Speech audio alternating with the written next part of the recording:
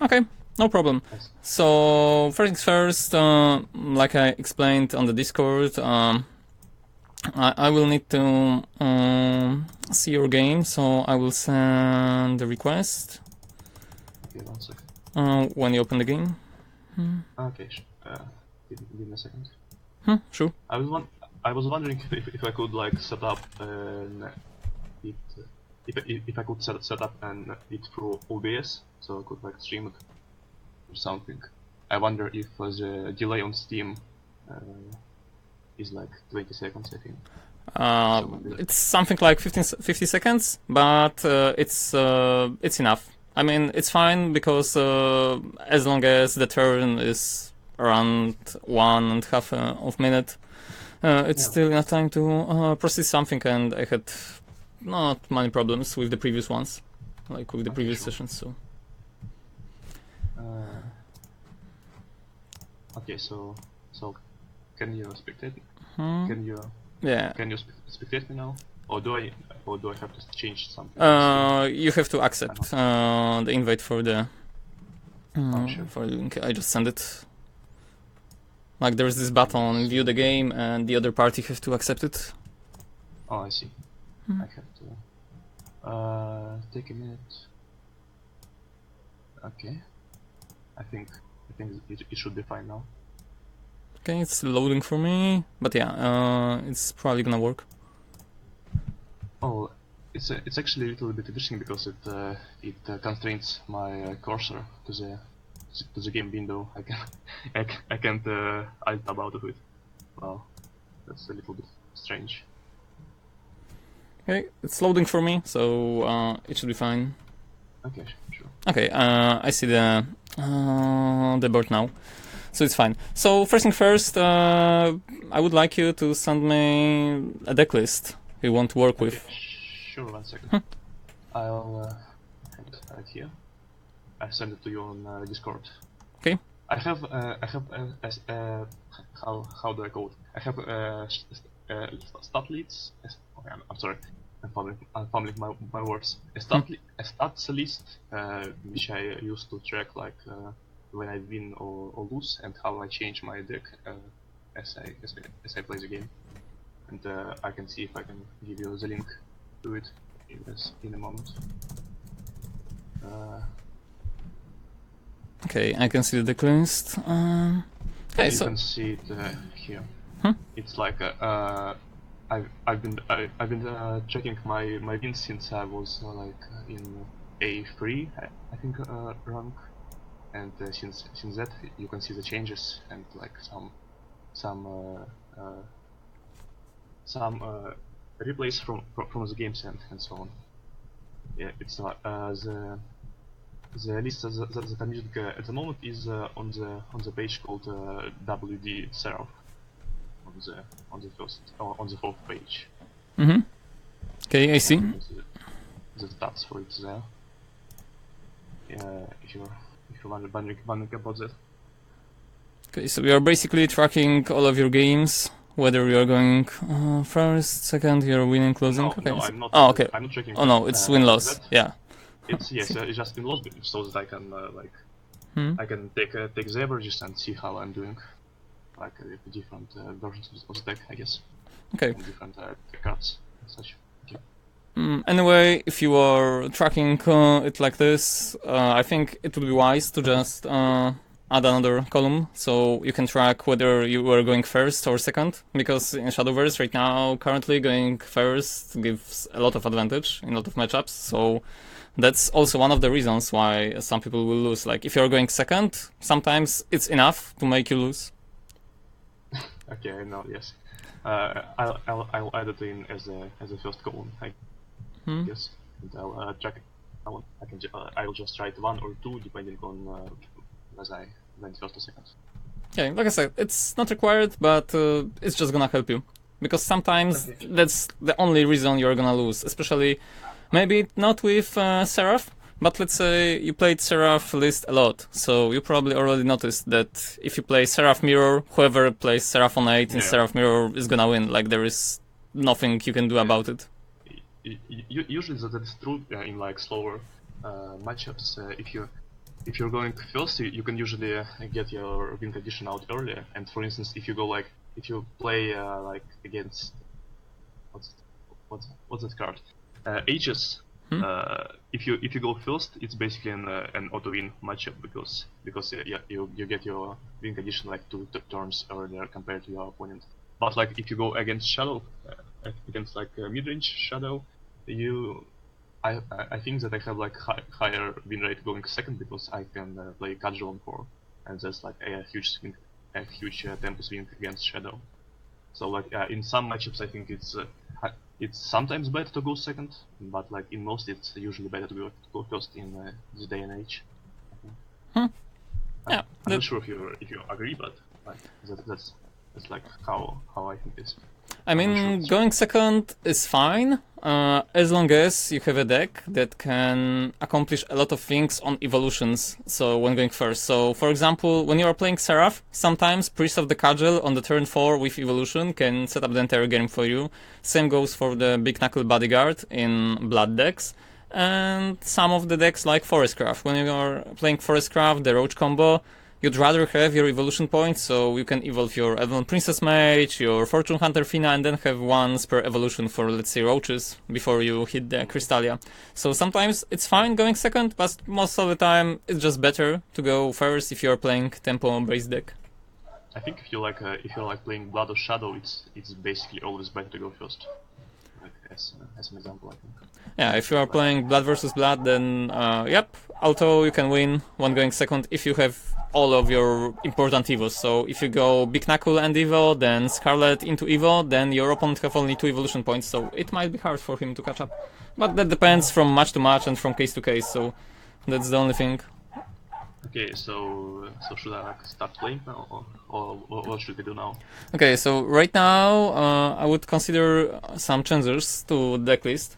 Like, I mean, Okay, sure. the thing is, the Dark John doesn't feel too good right now, because even though the aggro is still present in the meta, you'd rather throw Themis Decree instead of Dark John, and most of the aggressive dudes, or even in neutral decks, all of them have 3 HP, so after even at least one buff, they're gonna have 3 HP, so Dark John will essentially do nothing.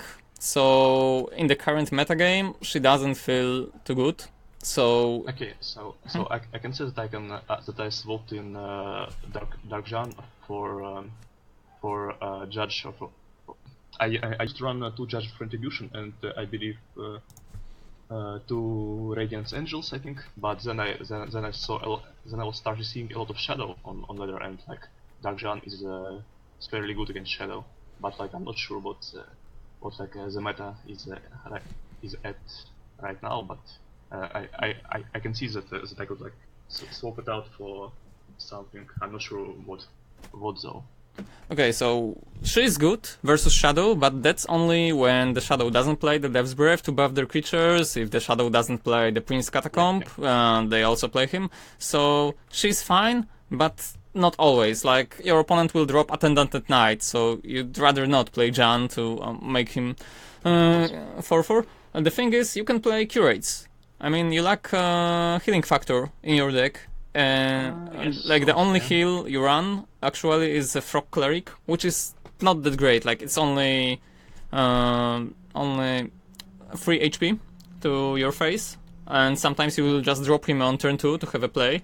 So Curate can be a big body, and she can also heal you for 5. Also, she will give you this turn 7. Like, I mean, you lack cards for the turn 7, so she can fill this mana curve in some sort. But I mean, sorry, the thing about like I think turn 7 in Seraph is that you're trying to like set up a turn to play your turn 8 Seraph potentially. So like I'm not sure if I like if I really need a 7 drop, but like I think it's nice to like make the curve better in this deck. I mean, okay, so her being a 7 drop is like a bonus. So this feeling of the mana curve is just a nice thing. The thing is, she heals you for 5, and after you evo her, it's 7/7. So it's a body that can trade anything on the board. So she alone can be enough to give you that needed time to set up Seraph. Because if you want to drop Seraph on 8, you want to be sure that you are not gonna die from damage. Sometimes Okay, your opponent is just waiting. Let's assume some storm creatures or some creatures like Phantom Hole. They will also have storm. So even if you do not kill anything with her, if you heal for 5, it might just buy you enough time to Well, proceed on the board. obviously you like against like swordcraft, you have to get out of like outward range, which is like 10 damage if they have an evil point and 6 if they don't, and like but I guess my basic idea when deck building, this type of deck is that if you have basically if you are ahead on board, you don't really need healing as much. And I have a lot of like board control tools already, so like that was like why I decided to run 2 Dark Jan. And another upside I think is that sometimes you can play sometimes like against like a dragon craft. If you're ahead on board, you can like add a lot of pressure by playing Dark Jan on 6, because you can like push a lot of face damage. And like obviously you don't need face damage in Seraph deck, but it like puts some pressure on your opponent, so it's okay. So sometimes good, I think. But like sure, I can see why. Yeah, but you already have a lot of creatures that make the efficient trades. So March Hearty Time, Judge of Retribution, Priest of the Kajor. These are all of the cheap creatures, or I mean, okay, Judge is the same cost as the Dark Jan, but they just make the situation just fine. The situation where you need Dark Jan would be versus something that swarms the entire board, and you cannot deal with the entire board, but have Themis Decree, so that should be totally enough. It's basically was the idea is that I wanted to like have redundancy against Shadow, because like they play extra on 7 every single game, and I have to have an answer for it. So like if I don't draw Themis, I can make do with a Dark Jan in a sense. So like I don't like instantly lose if I don't draw Themis against Shadow. Yeah, but that's probably in the single case, and also the thing that the Shadow is the most powerful class right now. Like, once again, after the nerfs, the Shadow remained untouched, in a sense, so it's the leading deck in the current meta. So we also have to establish a thing. Do you want to climb on ladder, or do you want to learn how to play Seraph Haven efficiently, or is there any other goal that you want to accomplish? I don't think there's like much of any other goal. I just want to like get advice on my deck list and on my play, I guess, against different matchups.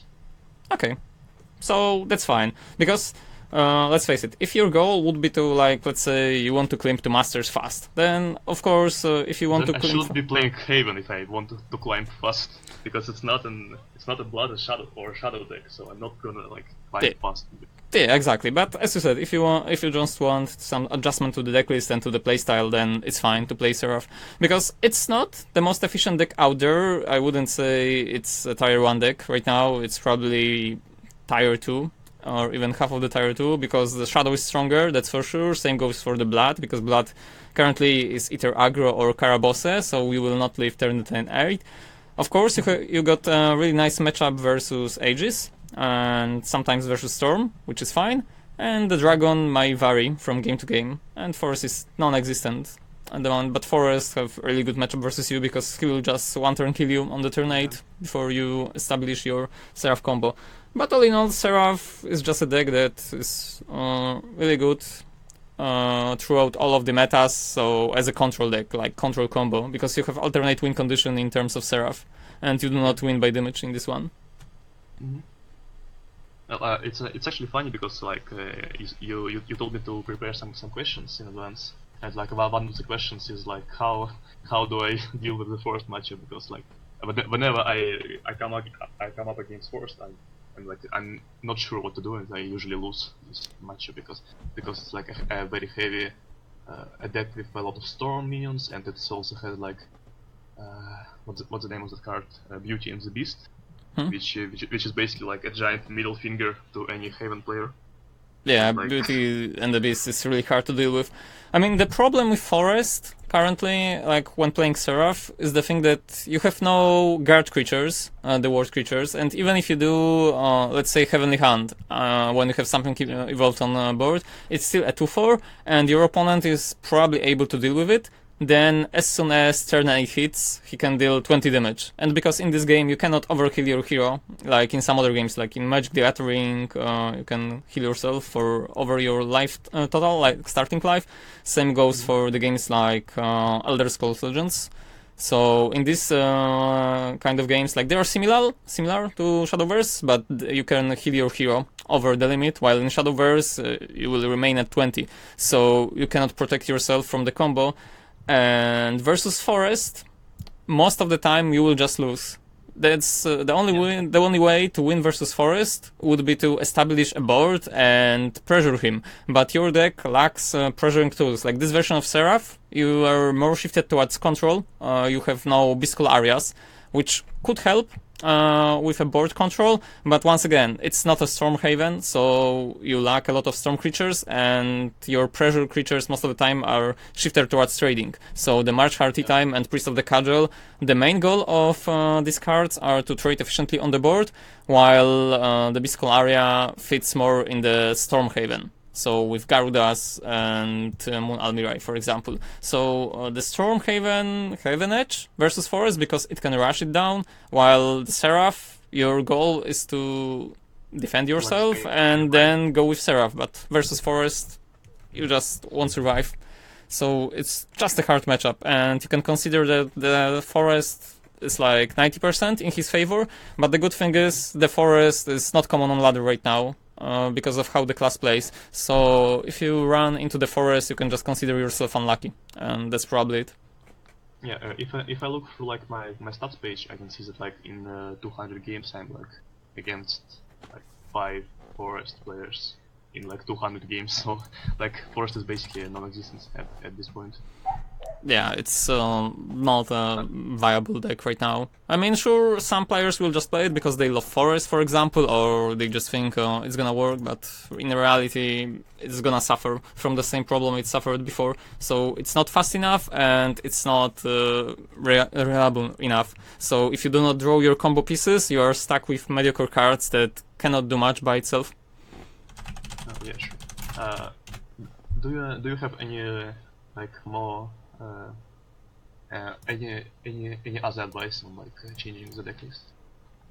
So I would say the Temple of the Inquisition is an interesting addition, but I guess you just aim to draw a lot of cards, and I would say it's fine. Inquisition is mainly there because you can play it on against Dragon, and it like gives you a huge card advantage against like slower matchups.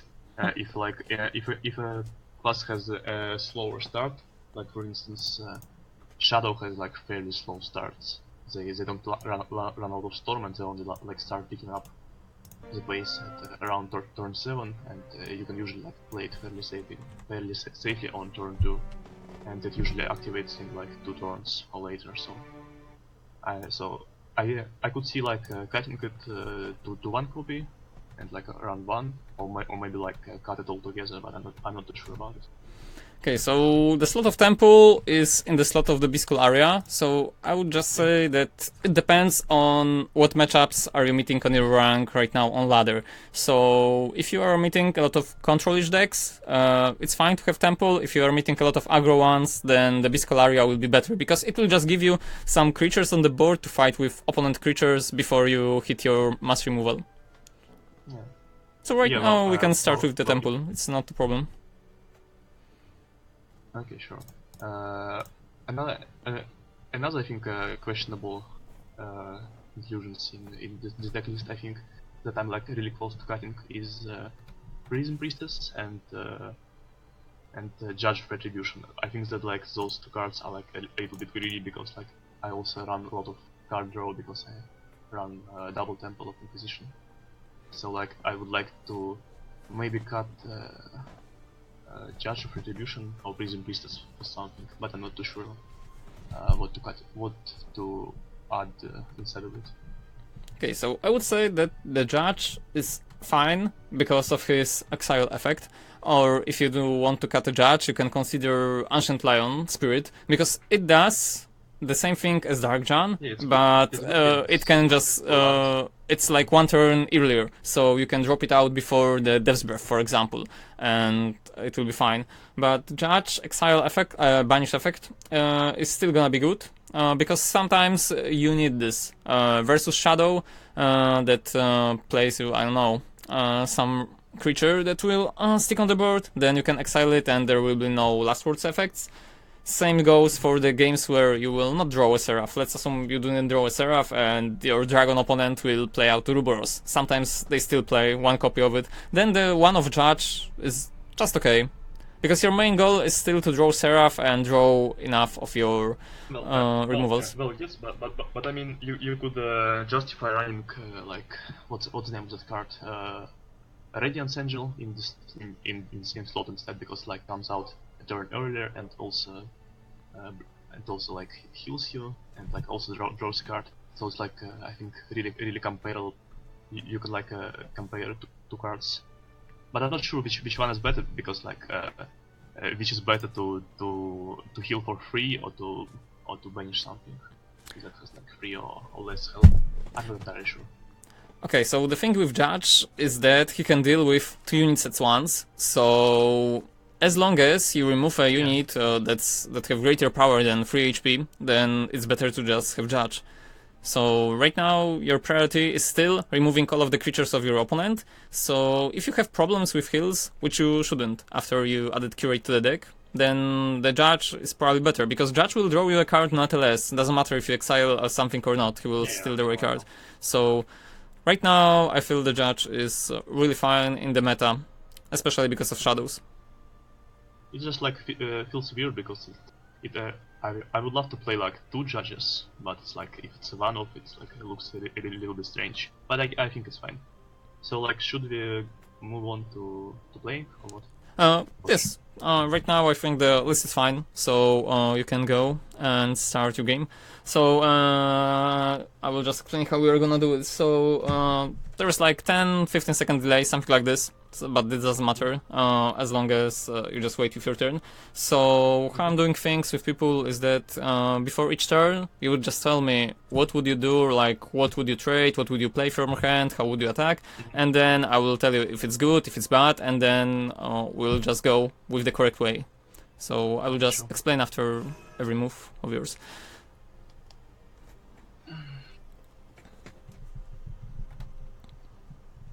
I guess it's also like the time. I'm not sure when I'll be asking the questions, because like we've talked about like the meta and the matchups a lot already, but like maybe later.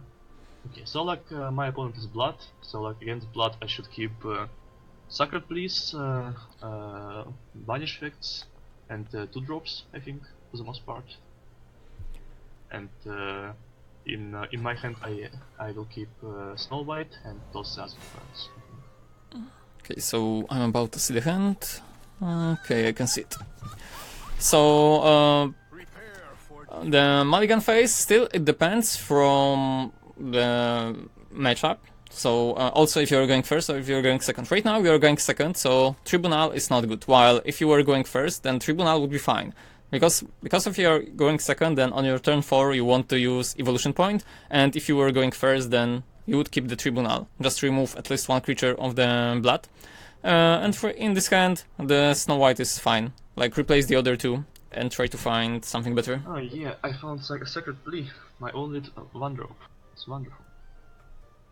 I think that like the only matchup where I don't keep Snow White is in Dragon, I think. Okay, so on this turn I obviously play Sacred Plea, I think, pass. I don't think there's any objection. Yeah, there is nothing else you can do. Okay, so next turn is looking up like it's gonna be a Snow White turn, I think. Oh wow. Wow. What did he play? He played a Razor Claw on my face. Oh. Yes. That's interesting. Interesting. So I think that this turn is Snow White. I don't think I should play secondly. I think I should get it out to contest. Use Grimnir or something. Yeah, just play Snow White. It's better to do it this way. Because like I use like all of my play points. Like I don't leave anything. And like the really nice thing about Sacred Piece is that they can fill out your curve. Like if I draw a 2-drop like next turn, I can like Sacredly and 2-drop.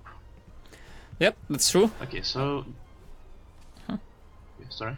No, what I want to say that it's true, but most of the time, I mean, you want to curve out, so play perfectly on curve in the tempo-based decks, and your deck is not a tempo-based deck. I mean, it's still fine to use your mana efficiently, so it's the best way most of the time.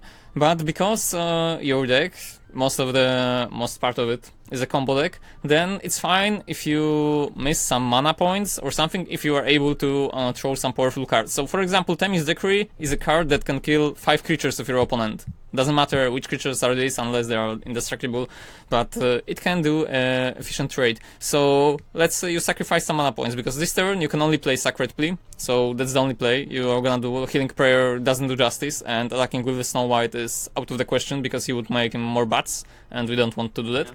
So you have I free. think just like Sacred Plea and plus. Yeah, just play Sacred Plea and plus.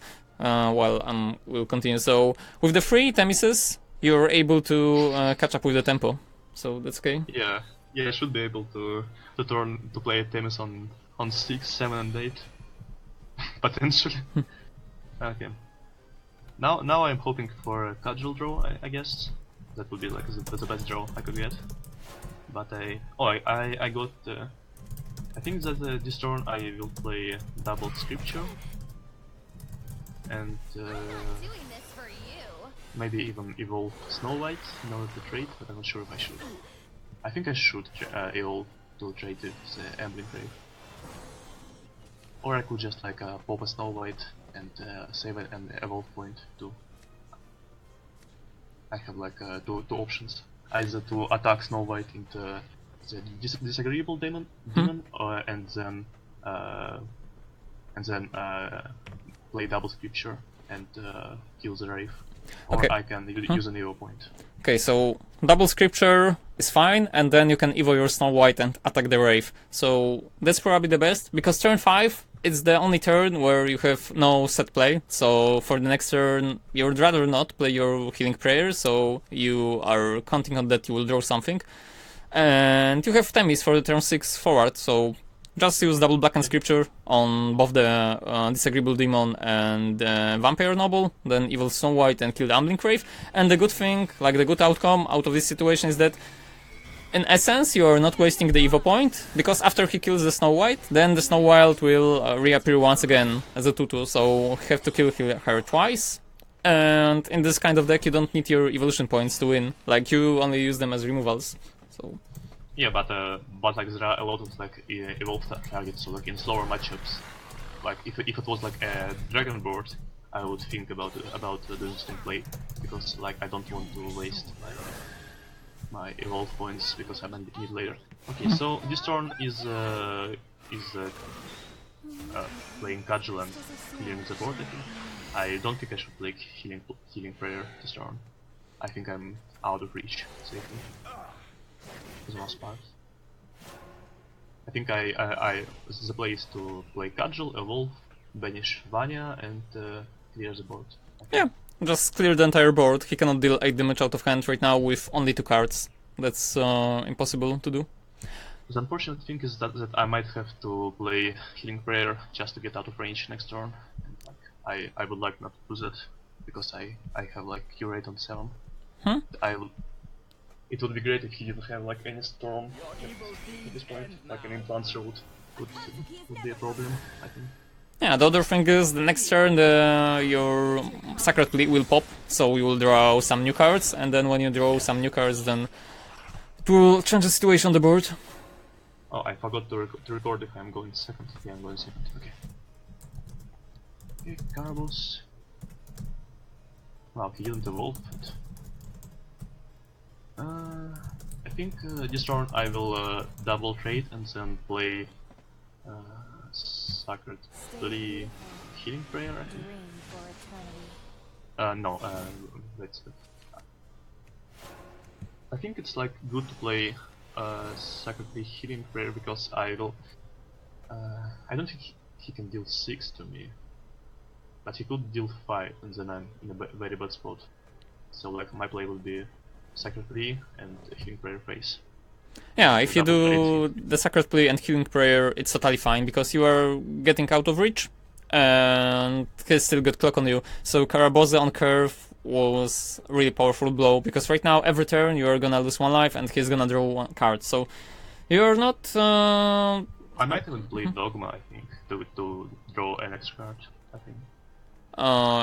If you play a Dogma right now, then it's not gonna be the. I mean, sure, you can play a Dogma, but right now, what you gonna do when you draw a Seraph? Then you can lack your counters removals, so it's not in the moment. Yeah, you totally should wait. Accurate on 7, so I don't really need to play anything else on the next turn. And the next turn the Sacred will be on 1 countdown, so I don't need to do anything. Yeah, you don't need to play it, because your only win condition right now is not damage, your only win condition in this game is gonna be Seraph, so you just hope that you will draw Seraph on the 8 and draw under counter removal. But because of Karabose, it's really hard. Sure, he's stuck on 6, so cannot deal too much, but the problem with him is that every turn he will draw additional card, so he will never run out of steam. I guess this turn is still Curate, evolve into the Blood Wolf, into the 4-attack Blood Wolf, and heal base.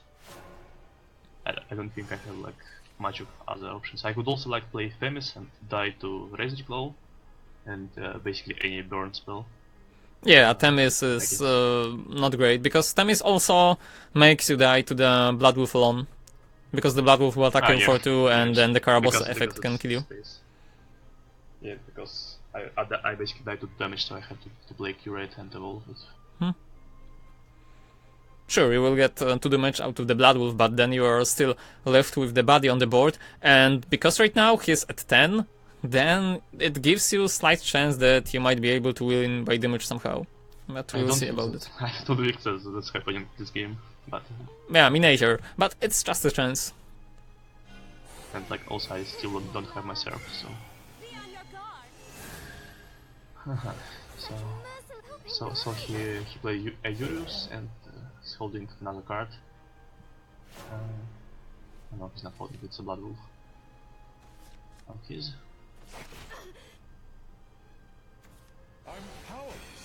This is a little bit tricky. So I think that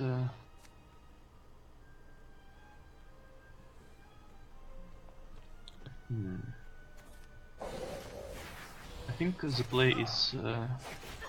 I don't think I can really play around damage anymore. I think the play is to attack face, play Themis and Snow White. I think, because I don't think I don't have any other out in this game. Yep, that's your only way to win. And like right now, if you attack him for 7 and then use Chami's Decree, he cannot play Razor Claw, he cannot play Blood Wolf, so because he doesn't have Blood Wolves anymore, and even if he does have the last Razor Claw, he would die to it. So I believe it's a draw. I believe it's not a draw, so maybe he will win. But it should work like a double-edged sword. If it's on his turn, he will lose because he's the active player. We'll see about it. Oh, I think Themis, okay, we won. We won the game. Okay, so it was really close. Oh my, I just misplayed really bad. Okay, and that is why I'm AA player. Okay, I think I just threw the game. I'm sorry. I thought that it was the lead because Snow White gains rush, but it doesn't gain storm. Oh yeah. I messed up. I'm sorry. Okay. I think I lost. I should probably. Yeah, you had lethal, because if you played Tribunal and double Hallowed Dogma, you would make him sacrifice both of the creatures, so we had 100% lethal. My bad. So you played too fast. Yeah, my bad. I'm sorry. I thought that like if that Snow White would pop and it would. No, if she would get Storm out of this, she would be too powerful. Yeah, I'm sorry. No problem. I mean, right now, the fact that you win or lose, it doesn't matter on the long run, as long as you learn things. So even if you lose, but you learn something, then it's still efficient on the long run, because it will make you improve as a player. And like, the funny thing is that he still loses to Bjorn. Oh, I lost. Okay, but I mean, I deserve to lose this game. Oh yeah, I lost. Okay. Wait, no, I didn't. How does the Vampiric Fortress work? Okay. I deserve to lose this game. I'm not sure how I won, but I guess I'm lucky. He didn't draw any burn for the last. Yeah, so the fortress needs 4 other things on the board to sacrifice it. For other things? Yeah, for other things than the fortress. So if he doesn't have full board, then the fortress will not sacrifice. So. Oh, okay, I'm sorry. But I guess that's 150 points, which I didn't deserve to get, I guess. Huh? But I got away with it, so that's fine, I guess. I wonder if that Bloodlist runs Scarlet Sabre, that like 5-drop that deals 2 damage. I'm not entirely sure. Most of them do run it. It's still one of the best creatures, and even though it costs 5 mana and the neutral blood, sure, it's still playable, but not to such extent as it was before. A Scarlet Saber is what makes one of the cards that makes blood powerful. They didn't nerf Big Knuckle Bodyguard, and they didn't nerf the Scarlet Saber, so that's why the blood is still able to exist as a deck.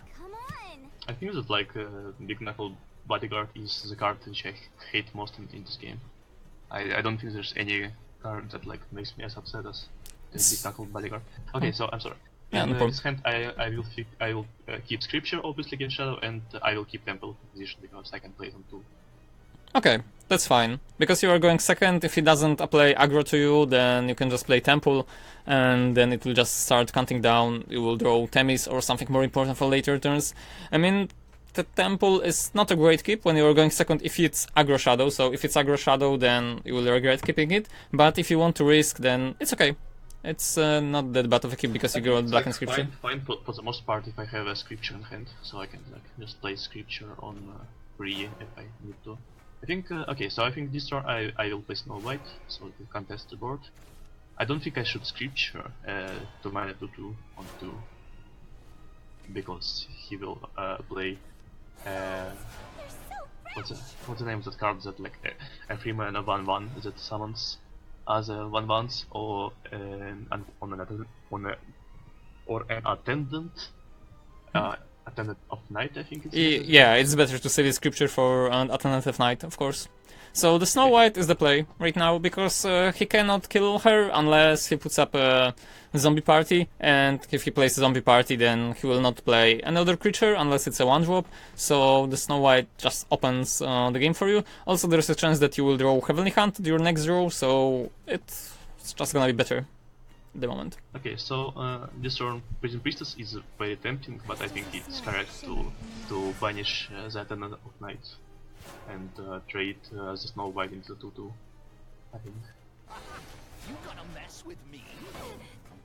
It would be nice to use all of my play points, but I don't think I can have this thing stick on the board. Yeah. It will get sacrificed next turn, and I will. You should totally use Black and Scripture on the Attendant of Night, because a lot of shadows play Earth right now, so Earth on that Attendant of Night is gonna punish you really hard. Also, the thing that you got Tribunal of Good and Evil on your hand, so if you play Black and Scripture and then trade the Snow White with the Little Soul Squasher, if he plays only a single unit on your next turn, you are free to play Tribunal, for example, or Priest, Priestess and Evo, so it just opens up the space for you. Winter comes, the winter comes, the winter comes. It's also like nice. It's also a little bit nice that I have cut. Okay, he didn't play anything, so. Okay, I'll finish my thoughts later. I think the play this turn is to play Temple and Rock Lake because it gives the best tempo, but another option is Prison Priestess, and potentially draw a second plea that I can also play with. I think those two plays are about equal in value, or I think in tempo. They're like basically the same tempo. But the point of keeping Procleric in hand is that I can potentially use later for healing, but I think I need to get. I think I need to draw cards. So right now the Priestess is correct play. Okay. And the reason is you're putting a body on the board while you do not use your evolution point. So your opponent is forced to use his evolution point to kill a Priestess. The thing is, you want to draw as many cards from your deck as possible, and the Priestess is targeting amulets. So if you get a good amulet, let's say you got Marchkar, or you get Seraph, or you got another Tribunal, then you are just free to decide what to do on your following turns. You can plan the game around that. Because the game is much different when you know, like, okay, on the turn 9 I'm gonna have Seraph, guaranteed, because I have it on hand, versus I need to draw Seraph. So there is a lot of difference in this. But I see he did the Necro Assassin on the Skull Beast, so essentially he did nothing at all. Yeah, I think this turn I should play Temple and Priestess and evolve it to kill a 3/3. I don't think I should use a Scripture on a 3/3, even though it's tempting, because he has a lot of targets for Scripture in his deck. I will probably find another target. So I think my play would be Prison Priestess, Evolve, Temple of Inquisition. Yep. The Priestess and Temple is totally okay. Because not only you fulfill your entire mana curve, you're drawing cards from your deck, and the Black and Scripture, you have 3 evolution points, so you're free to destroy his creature with your Evo point. Like, if he decides to respond to your Evo with his Evo, you're still the one who is on the receiving end, so you will get 1 more Evo point than him. And all in all, you don't need your Evo points at all for managing the tempo, while he does. Oh wow, I'm sorry. I'm sorry for laughing at this slide. I think, okay, so this turn I think the play is Scripture for Cleric. And pass, because I don't think I should play the second Temple of Info, because I will have hand size issues, because I will overdraw a lot of cards if I get 2 temples on the board. So I think as a play would be to Black and Scripture and play the Procleric. Maybe even play Procleric on Prison Priestess even. I think that's even like a better target than Healing Phase. Right now, you don't need to kill your Priestess, because the thing is, she's still gonna die to the zombie from XR, so that's one of the reasons. And you should play the second temple, even though, yeah, like you said, you will draw a lot of cards. It's better to have much more cards in your hand than you needed than to not draw them, because after he plays XR or Immortal Tain, you might find yourself in a situation where you need to draw this Themis deck like desperately. So you can play Temple, Black and Scripture, and just attack him into the face. But I mean, the thing is that if he plays Actor this turn, he will only get 1 zombie, and then I can play Tribunal and clear out the Actor. So like I don't think I need like because he only has 4 shadows. Yeah, right now he does, and the Tribunal will be fine. But in this game, you do not have Seraph yet. So if you are in the leading position when you can force him into the situation with damage, because the Priestess is for damage, he needs to kill her. Maybe there is a case like the previous game where you will be able to turn out with it with damage. Okay, I think that this turn I will play Scripture on the Immortal Fane, and then clear the board with Tribunal. I will also draw cards with what's the name of this thing? Temple. With the Temple. Yeah. I think that's the play. And I will also trade for Cleric. I could even evolve a Cleric to keep it at. You can, I'm not sure, but right now there is probably no reason to, because if you leave the board in an empty state, then he's the one who is forced to make a play, and the next turn you can use your Curate, for example, to evolve into something. So just banish the white and then trade the entire board. And I think I also play Sacred Plea, because I have the mana to do so. If you did draw it, then yeah, just do it. Oh, of course I drew it. I'm a professional Seraph player, of course I drew it. The unfortunate thing is that I still haven't drawn my Themis, so Actor is a bit of a problem here. Ektar is not a problem actually. Right now, we are coming into turn 8, you have your Seraph, and you have 3 candle removals, so he shouldn't be able to deal 17 damage to you. Okay, so he has what? 4 plus 5 plus an evil point, that will be 11, and a second. Okay, if he would get would second deal Ektar, then 2. exactly 17 to me. Okay, So, I see now. so I'm not sure. Yeah, I was saying that before I saw the Ektar. Oh, sorry. Yeah, but no problem. I think the play is still to go for Seraph. I think it's a little bit risky, but I don't have my Themis yet, so I don't have a lot of options. I think I have to like go all in. That I don't have a second extra. I don't think I can win the game if I could try drawing with Hollow Dogma and hoping to get a Themis, but I don't think that's correct. Most times I play Seraph and dies the next turn to the second extra. Okay, so actually it's fine. So because we have not a lot of time, you can use your Dogma on the Tribunal. So it will make him sacrifice a creature. It will activate your Temple of Inquisition. You will draw like 4 cards, and then we'll see what else you can do. I didn't draw a Themis, and I guess that's the game. And what did you do? I drew. Okay, I played too fast. I didn't. Oh, okay. I drew Themis for next turn. I drew a Judge of Retribution and Priest of the Judgment. I played Judge on a zombie. It's a little bit unfortunate because if he had what's his if he had like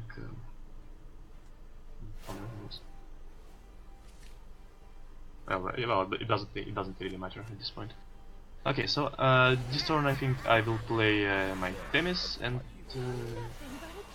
Sacred Plea and hello. No, I don't think I play Dogma. I think I play Themis and Sacred Plea. I don't develop a board, but I have to clear out all of this stuff. I think Themis is the obvious play, but the question after that remains if I play Sacred Plea or Healing Prayer. Okay. I think I play Sacred Plea most of the time. Yep, you play Sacred Plea because right now you have only 3 candle removals in your hand, and you need the entire 3 for the Seraph. So just play Themis, play your Sacred Plea. Sure, you will overdraw 1 card on the next turn, but because you already have all of your combo pieces, all you have to do is maintain the stability on the board. I would overdraw it anyways, and I don't really need anything. Yeah, but if you would play the Healing Prayer right now instead of the Sacred Plea, then you will overdraw like 1 more. Oh, I guess so, because but wouldn't it draw anyway? Because it Sacred Plea draws next turn anyway. So I overdraw 1 card in anyway, I think. Oh yeah, that's true.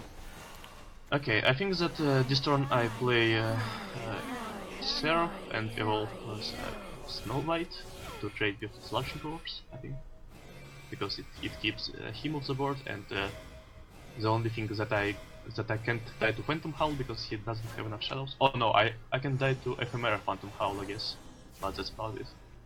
I think the play is Seraph and evolve Snow White to trade. Right now, yep. If you play Seraph and evolve Snow White to kill it, it's okay. I mean, sure, you are risking, like I said, the only outcome that can kill you is the Ephemera and Phantom Howl, so... But the fact of the matter is that he played 1 Phantom Howl last turn, exactly. So he has like 2 in his 26 cards, so it's not like that likely, I think. Connected. Bit rude. Okay, so I got disconnected for like 10 seconds, but I'm back now. I had 3 countdown reductions in hand with a Seraph on board. I don't think that you missed much. So you basically won the game, I guess. Are you back? Oh no, you're not. You're still not in the... Yeah, I still cannot see the screen. I believe I will just have to reconnect it. Like, send the request once again. So I will just try to do it now. Are you in this game? No, I'm still not in a spectate. So did you win? Or? Yeah, of course I did. Okay. He didn't have Phantom Howl Ephemera in hand.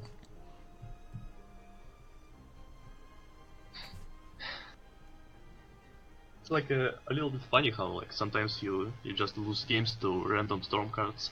Like I lost a game to what's his face, Gilgamesh, like 2 days ago, and I was like, holy shit. Yeah, but Gilgamesh. Yeah, but Gilgamesh was a really good card in neutral blood, to be honest, because he gets buffed by Alice, he's neutral, so that's like a storm with a lot of damage built in. So actually he's not that bad. But I mean, it was like I was playing against the dirt room, so I wasn't expecting it at all. I didn't think that he would have like 7 damage with a level point. I was like really surprised. Okay, versus the dirt room, it could be a little surprising. Anyway, I can spectate now, so you can start another one. Okay, sure.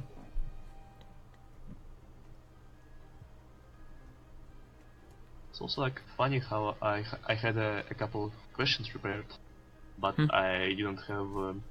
I think that I answered like 2 of them already, because I had a question about the force matchup and about whether I should. Like the question already came up in the Shadow game, where it was, is it worth to use a banish on turn 2 against Shadow, like against 2-mana 2/2, like Soul Crusher or Lyrial or something along those lines.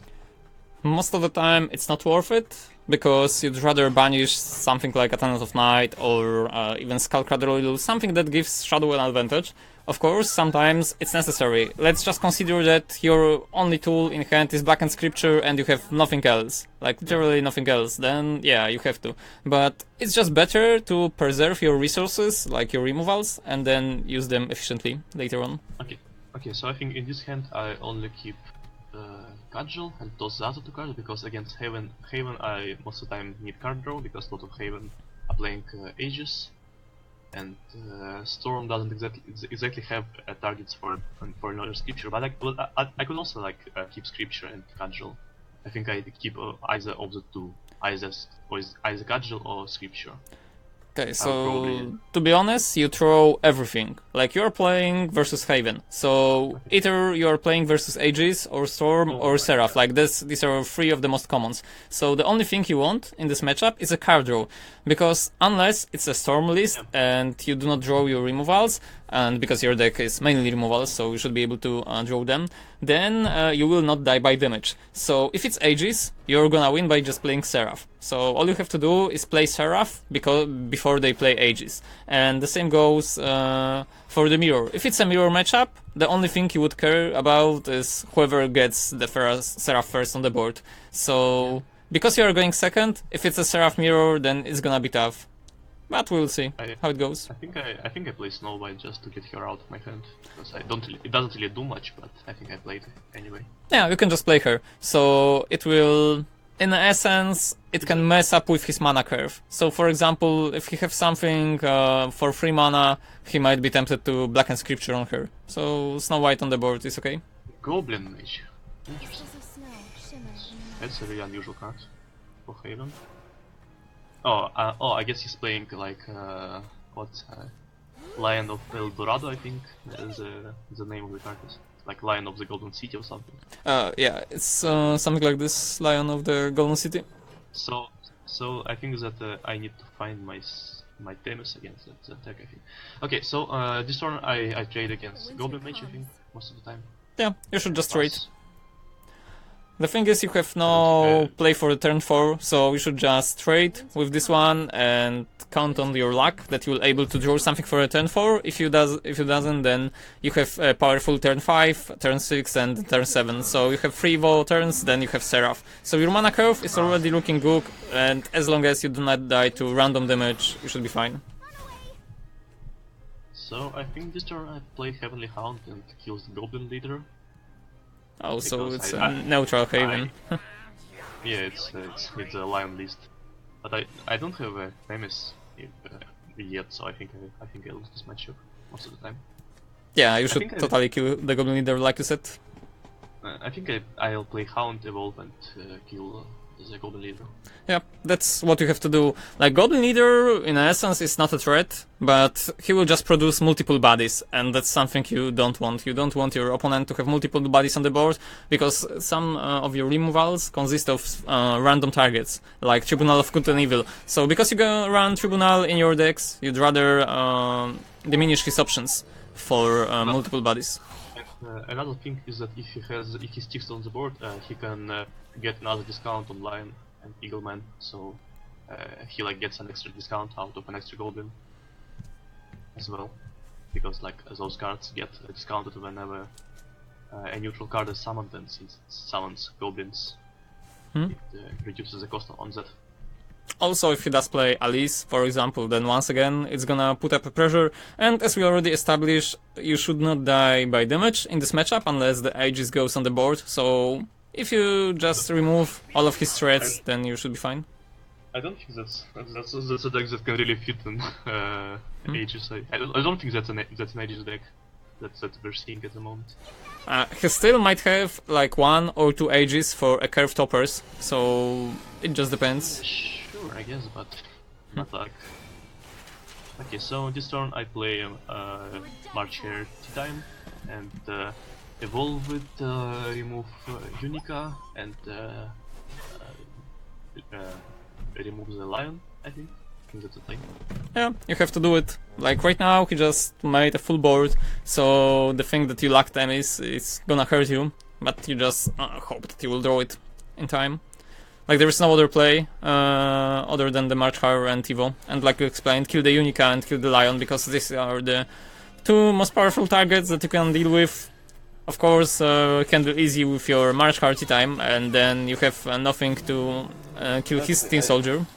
Okay, I need a Themis right now because things just got a lot more troublesome.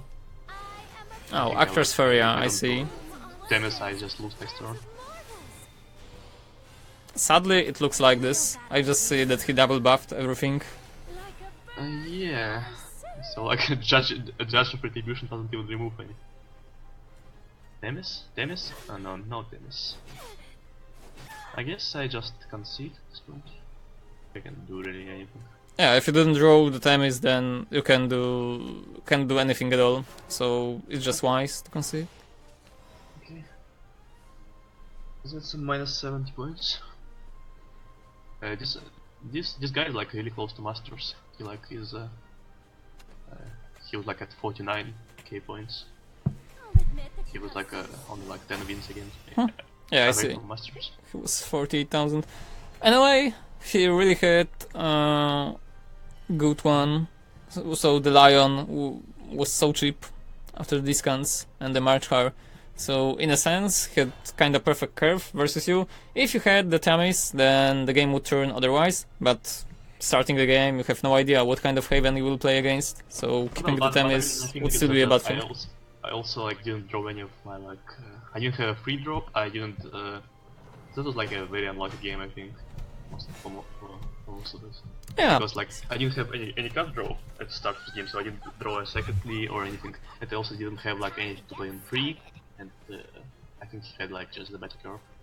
So in this game, I think I keep Snow White and those other two cards. I could see the reason for keeping the Tea-Time because I'm going first, and I could play it on 5, and it's a strong play on 5. But I don't think that against aggro blood I can like keep 5 drops in my opening hand. So I think I keep Snow White and toss the other two.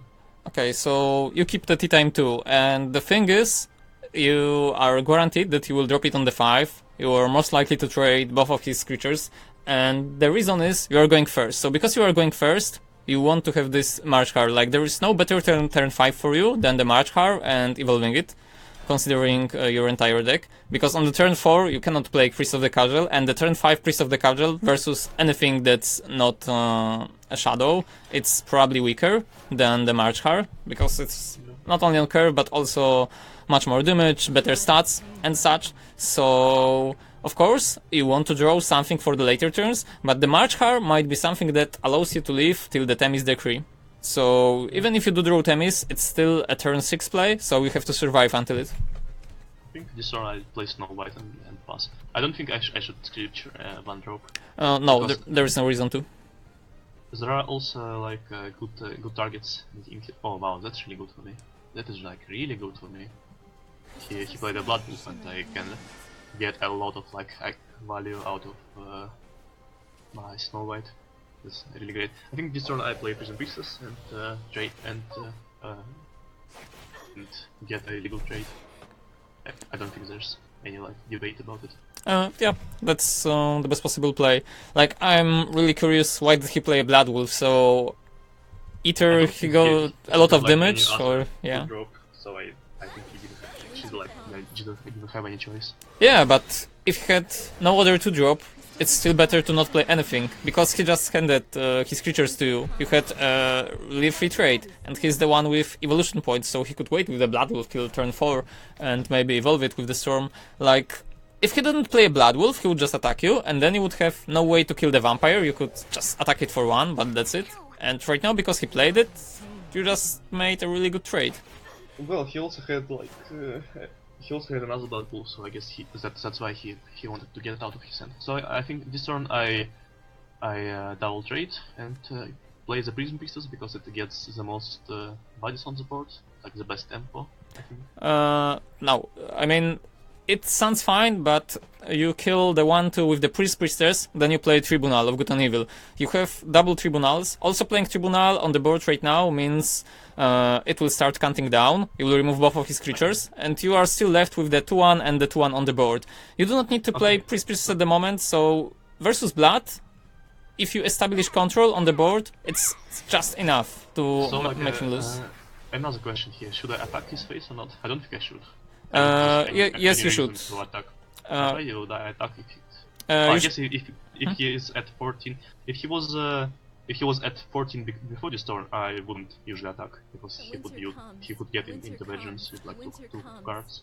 Yeah, but right now being into Vengeance doesn't mean too much, because the current Blood decks, they do not have too much of a Vengeance working cards. Like, the only card that works with Vengeance that is not commonly played too is a Dark General, so that would be the only one.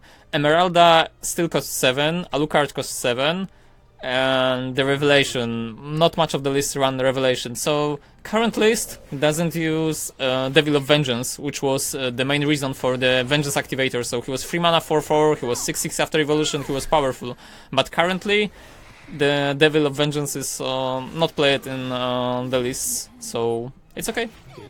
So I think this turn I play Q-Time and trade and clear his board, I think. Yeah, that's what we will do. Especially since, especially considering that that like if I attack face, I put him in vengeance again, and like I decided that it doesn't matter much, but it could come and play because like it could activate his Emeralda later or something. Yeah, but Like, all in no all, reason. Emeralda is not bad. I mean, Emeralda is bad, but not for your deck, because your deck actually wants to get the amulet destroyed.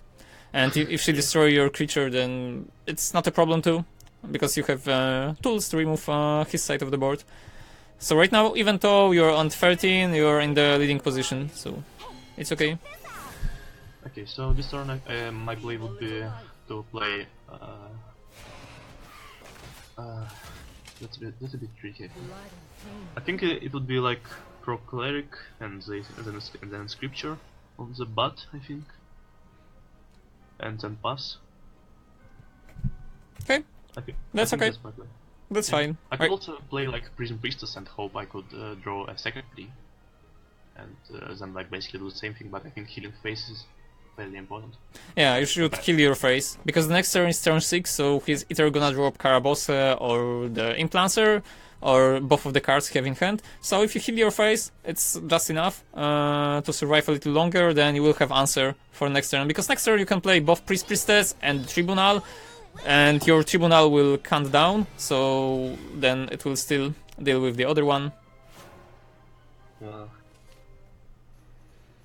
I think this turn is Priestess evolve the Priestess evolve Heavenly Hound, I think, or maybe I shouldn't evolve at all. I think I play Priestess and see what I draw first.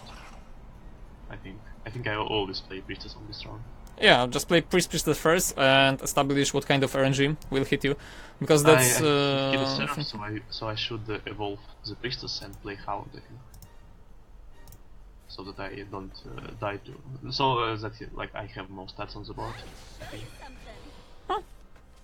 Yep. Evolving her and playing Heavenly Hand is okay. Yeah. I could also like maybe even play Scripture, so like don't take damage on the, but it doesn't really matter. It doesn't really matter, and you just make use of Evo Point instead of playing card from your hand. It's okay. And I don't attack his face because there's no reason to. You should attack his face. Because he is like turn 7. There is no problem with him in turn 7. Even if he does play Emeralda, it's well, but if he plays Emerald, he like basically like removes my ward and attacks my face for 4, and then I can play Seraph. But Like, that's not a problem, because you could just put him on the clock with the damage, so you would have buff of win conditions. It's not like he's gonna. Oh, I guess you could make an argument for doing it, but I don't think that's like correct if I have Seraph on this turn. Sure, you have Seraph, but you have no free of the candle removals. So you could just attack him from both angles. So he would be threatened by both damage and by Seraph. Like Vengeance right now, the percent of cards that use Vengeance that are played in the decks are really low. So you would just threat him. Well, but I mean my argument is that like he's playing like aggro block. He's not going to play Odin on me.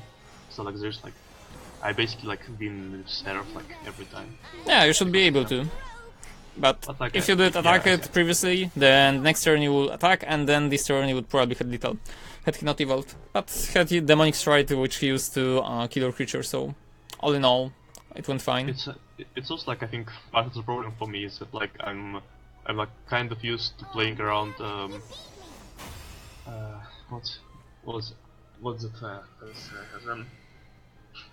like I know it sounds a little bit silly, but there was like a deck. There used to be a deck in Hearthstone, a different card game. Yeah, where I know. Where you like had to play around Molten Giants called Handlock. So like it was like a rule of thumb to not put the Warlock player below a certain health threshold, because he would like get a huge tempo swing on you. So like I guess I still have like some of the mindset from that time that I have to basically deprive him of turn hits. Yeah, but the thing with Molten Giants was that if you already established that your opponent was a Warlock and that he was running Molten Giants, I assumed it was before the nerf, because after they nerfed it, the Giants were unplayable at all.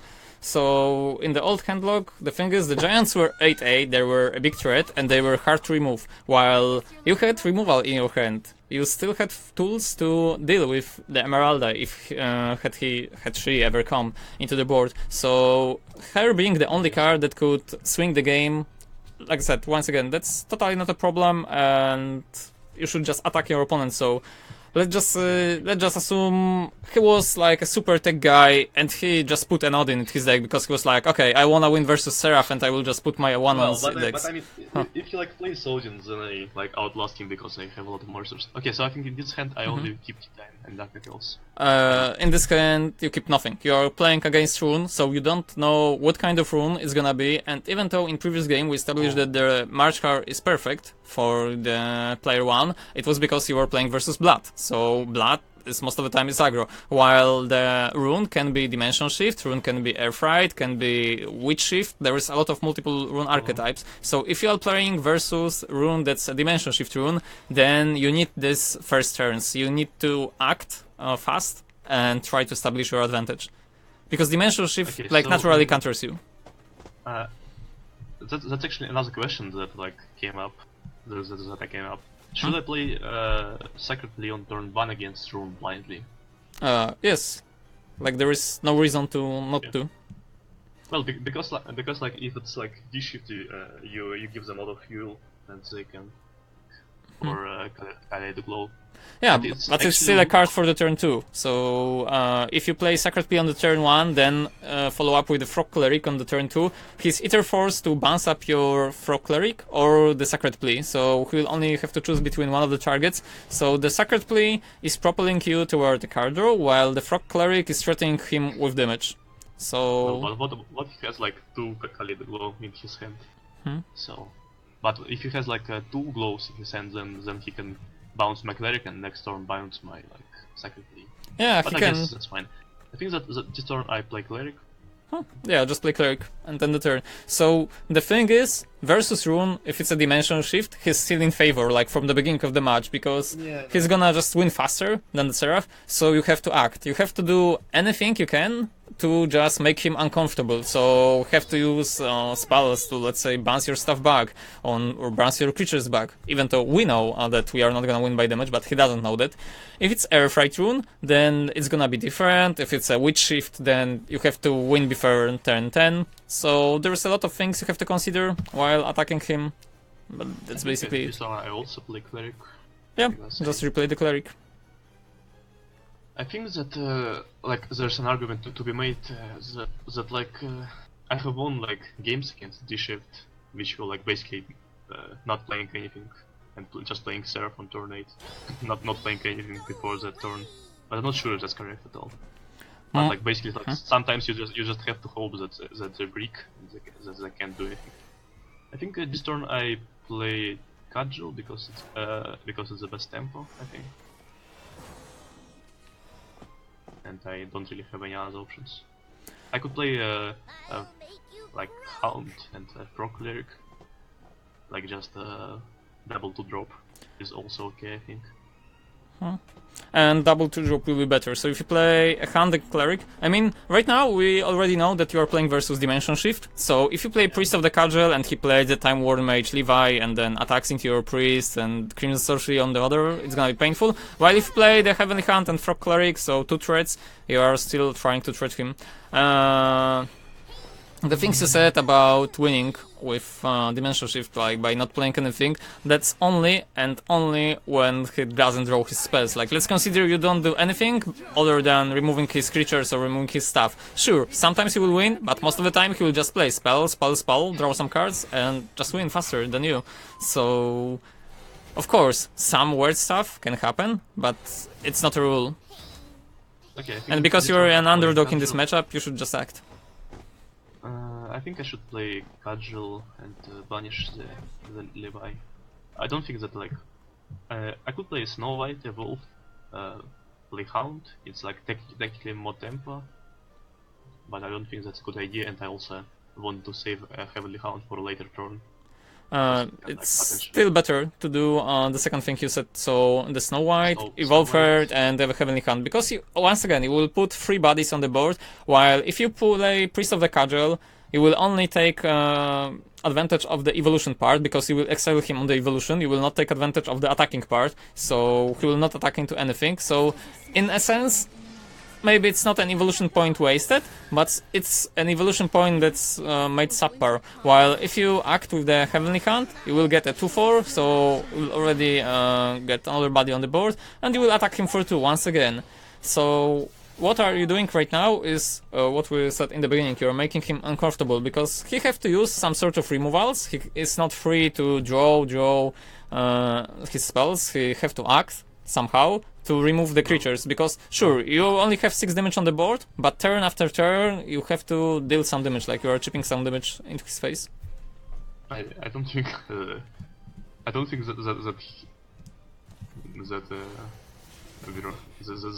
we'll be able to win this game. I don't think there's like much hope here. Well, it's gonna be think- hard as with every think- dimension shift, but you have to I try. think the play here is like Priest and Heavenly Hound. I could even like evolve as a Frog Cleric to deal more base damage. Yeah, and that's what you should do. So you should evolve your Frog Cleric and play both Heavenly Hunt and Priest. So you are just trying to apply pressure, you will deal 6 damage, and if he doesn't kill your board, then maybe you do not have lethal, but you will be close to it. Okay, you will actually have, if he doesn't kill anything, but he have 2 evolution points, he just got his Fate's hand, so have a lot of cards in his hand. The only thing you can hope for is that most likely he will not use the Dimension Shift yet. Of course, he has he has a lot of cards. I'm not sure why he's playing. Why he played like our peasants theme. Because some of the Dimension Shift versions are like now they just use some of the Earthrise spells, so they use the what was it called? Not Banishing, but Petrification. Calamition's Curse. Oh yeah, and Petrification is also good. And the Petrification is actually one of the things that counters Seraph, because it can transform your Seraph into the Clay Golem or just banish it entirely. So it's a really nice tech to have. I think this turn I play Curate and Trade. Or I could even play like... I could play a Tribunal and Hollow Dogma, that's also okay. But like, it's not looking great. Either way. Okay, so like, Tribunal and Dogma, like you said, is fine. Because if you play Curate and Trade, then he's still free to do his stuff. And he doesn't care about the amount of creatures you have on board at the moment. It would be unfortunate if I just play my Seraph on 8 and he banishes it. But I guess that's what it comes down. But I mean technically it doesn't really matter because he like wins this matchup anyway, due to the nature of the beast. Because he's playing D-Shift against control deck. It's like the natural counter. Because most of the time I lose this matchup, I think. Yeah, and it's because due to the polarized nature of the deck. So your deck wants to remove his stuff, like of your opponents, and survive till the turn 8, while your opponent deck doesn't want to be disrupted with his casting spells. So he's prone to dying to the aggro decks, while you are good versus maintaining your phase versus them. So if you meet each other, then he's like, okay, I will just cast spells, the opponent deck doesn't have too much of a damage to me. And that's what's happening right now. I think the play for this turn is Prison Priestess and see what I draw. Yep. I don't think I play Curate this turn. Yeah, just play Priestess. Even if you would play Curate, sure, it's a 5 damage on the board, but the problem is you have no Storm damage dealers, so you will not be able to finish the game nonetheless. Well, a D-Shift is kind of a Storm damage creature, but... Yeah, but I meant on your side, like you have no Storm creature to finish up his face. I was like playing a different... a bit of a different version of the deck earlier. That was like an OTK Haven list, which like tried to get what's the name of this card? The Tarnished Grail. Oh yeah, I know it. Okay, I'll just like send you a screenshot, I guess. Give me a second. So like basically there is like a card which comes from a Tarnished Grail, which reduces the opponent's health to 1, and then I would reduce both Z piece and both Z card and Garuda to 0 cost with. Wait, what? How am I not dead? Okay, I think. Wait. Oh, he already casted the shift. He played Flame Destroyer and Dimension Shift, and then he didn't kill me. I think the play for this turn is Themis and pass. Yeah, just do a Themis. Like, right now, I don't know what happened. I'm not sure why he did that. I could even play Healing Prayer. But I shouldn't. But maybe I should, because I will draw with Lee next turn. So maybe I should play Healing Prayer. To be honest, yeah, you can cast it. Because the Healing Prayer heals you for free, so we will be at 15. Sure, he will still find a lot of damage, so doesn't matter, but it will be able to draw some cards. Why did he do that? I don't understand it all. Yeah, I have no idea. Maybe he misplayed or something. Because that's how it looks like. So I think this turn the play is... Oh my goodness. This turn I think the play is... Temple of the Inquisitions, no white Themis, I think. But it's not that great. I could like play Curate and pass. So yeah, but you cannot allow Merlin to survive on the board. So yeah, I don't want Merlin on the board, and I don't really have another way of clearing it other than Themis. Okay, so Temple, Themis, and Snow White is okay. I mean, do not play Snow White before Themis, because sure, she's gonna be 2-2, but you'd rather have a 1-2 that comes back to the board instead of 2-2. So play her at the very last. There is an argument to be made to play Dogma instead of Snow White, but I think Snow White is better most of the time. I think the Snow White is better because, sure, she's a creature. The point of Dogma is that you already use some of your Kanda removals, so when you draw Seraph, you just want to try to win with Seraph. Okay, is it the one-turn kill, finally, of his? I don't know what's happening. Not. I don't think it is. I think he like played his only D-shift. I think he messed up. But he will probably like stick the... Oh no, I think it is. Yeah, it is.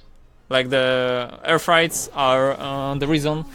I mean, the golems are the reason why he played air frights in the first place. So they lowered the enhanced effect. Yes, yeah. I also had like I also saved a replay of like of me running into a D-shift that banished both my servers. That was like really upsetting. But like those things they happen, I guess. We don't know if had it or not, but once again, it was the matchup that you are bound to lose from the beginning, and you are just gonna win this if you're lucky. Yeah. But I mean, it looked a little bit strange that he played like Flame Destroyer and a single D-shift on like a really early turn. I'm not sure why he did that. Maybe he was thinking that I would play Seraph this turn, and so like he wanted to put pressure on me. I'm not sure what he was trying to do there. Yeah, that was probably the reason. If he had no card that banished something, then he could just play the Flame Destroyer and be like, oh, you cannot play Seraph, you have to remove something. Maybe that was his reasoning. So against Shadow, I think I will keep. I think I will toss everything. I don't think I keep any of these cards. It could be. I could make an argument for keeping Temple of Inquisition because it's something to play on 2, but it doesn't have any ward impact. It doesn't contest at all. Yeah, So Temple is not great. Like instead of Temple, you'd rather have Sacred Plea, Blackened Scripture, Snow White. Like there is a multiple of cards already that are better than Temple, so you'd rather get one of them. Basically, against Shadow, any basically vanilla 2-drop, like a 2-mana 2/2 is basically usually better than having a Temple on 2, I think, most of the time. Yeah, it is. Because then you have a tool to contest the board, and you always want to remove his board. Of course, I would love to draw Sacred Plea every game, but it doesn't really happen. Okay, so this turn I play Snow White, I think. I don't think there's any reason to play Pro Cleric over Snow White. Yeah, Snow White is perfect.